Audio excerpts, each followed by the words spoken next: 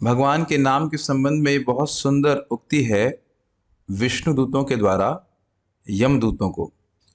क्योंकि यमदूतों को समझ में नहीं आ रहा था कि किस प्रकार से जो अजामिल था वह तो अनजाने में उच्चारण कर रहा था नारायण नारायण, तो वह पापों से कैसे मुक्त हो गया। तो उसको एक उदाहरण से दृष्टांत के द्वारा समझा रहे हैं। यथागदम वीर्यतमम उपयुक्तम यदृच्छया अजानात अजानतोप्य आत्मगुणम कुर्यान मंत्रोप्युदाहृता। बहुत सुंदर श्लोक है।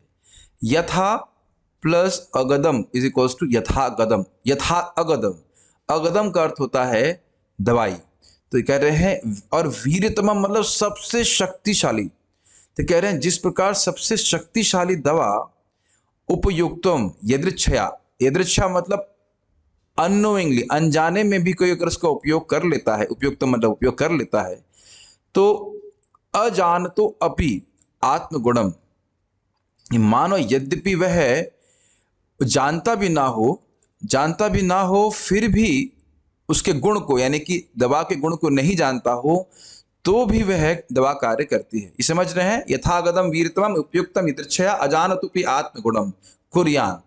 फिर यद्यपि वह दवा के गुण को नहीं जानता है फिर भी वह दवा कार्य करती है। उसी प्रकार से मंत्रो अपि उदाहरता, उसी प्रकार से ये हरे कृष्ण मंत्र भगवान का नाम अनजाने में भी उच्चारण किया जाए तो भी यह कार्य करता है और जीव के रोग को नष्ट करता है। अब आप कहेंगे जीव का रोग क्या है? जीव का रोग है भगवान के प्रति बहिर्मुखता, अविद्या। वो भगवान की सेवा नहीं करना चाहता, भगवान का नाम उच्चारण नहीं करना चाहता, भगवान की सेवा नहीं करना चाहिए है, लेकिन अनजाने में भी करता है तो जीव की अविद्या को नाश करने वाला है।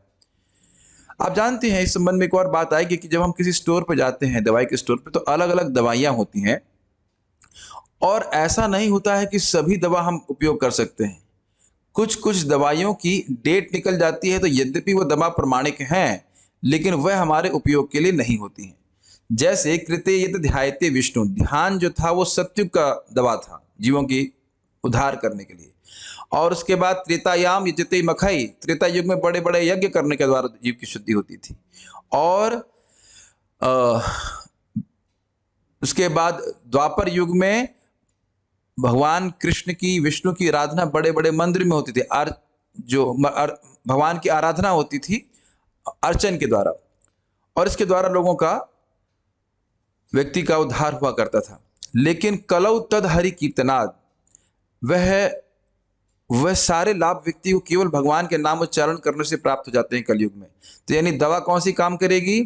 केवल हरि नाम की दवा ही काम करेगी। इसी के द्वारा व्यक्ति प्रत्यक्ष रूप से आध्यात्मिक प्रगति अनुभव कर सकता है। इसलिए बड़ी गंभीरता से इस नाम को लेना चाहिए।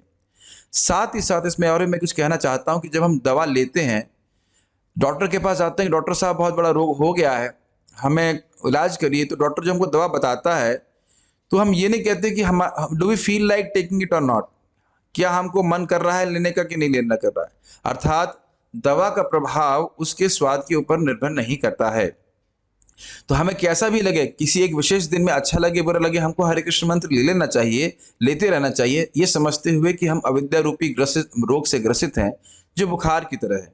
और बुखार में खाने वाले को अच्छा नहीं लगता है, लेकिन जैसे जैसे बुखार सही होता जाता है, व्यक्ति की अपने आप भूख वापस आ जाती है तो उसको अच्छा लगने लगता है। और डिपेंडिंग कि हमारा कितना बुखार उतर गया है, जन्म जन्मांतर के भजन के अनुसार हमको अच्छा लगेगा, नहीं भी लगेगा, दोनों ही तरह से। आपने श्लोक में देखा अजानतो अपि आत्मगुणम, यद्यपि हम हरिनाम की शक्ति को नहीं जानते हैं या जिस प्रकार से दवा की शक्ति को नहीं जानते फिर भी दवा कार्य करती है, उसी प्रकार से मंत्र कार्य करता है। और प्रत्यक्ष प्रभाव क्या देखेंगे? भगवान की सेवा करने की इच्छा उत्पन्न होने लगती है। ये है हरे कृष्ण मंत्र का प्रत्यक्ष प्रभाव। आपको भगवान के बारे में सुनना अच्छा लगने लगेगा, आपको भगवान के बारे में जप करना अच्छा लगेगा, और भगवान की सेवा करने की इच्छा होगी, धाम में आने की इच्छा होगी। ये सब भगवान के प्रति प्रीति बढ़ने के लक्षण है। भक्तों का संग अच्छा लगेगा, इत्यादि इत्यादि।